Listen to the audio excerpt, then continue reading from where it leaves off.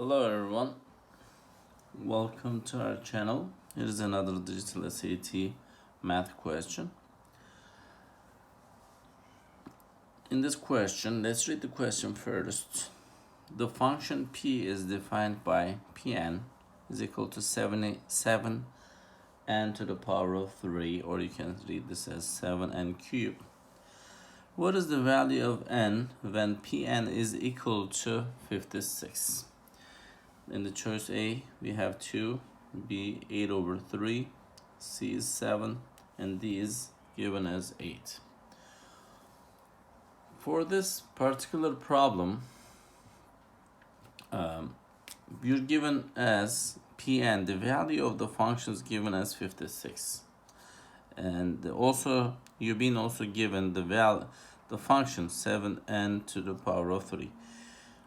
I know that you guys get used to when you're talking about a function, you always got used to see f of x, right? In this case, p of n is given. Instead of x, instead of f, they used p, and instead of x, they used the variable n.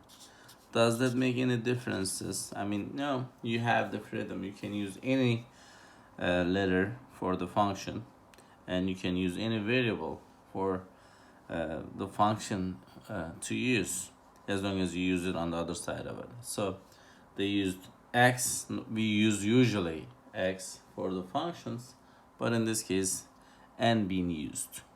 Okay, in this one, the value of p of n is given as 56 is equal to 7n cubed. So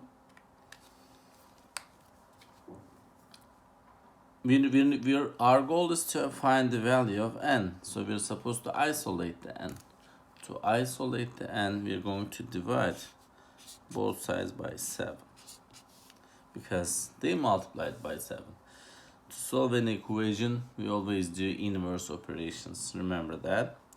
7 and 7 cancels each other out, and you have 56 over 7, which is 8.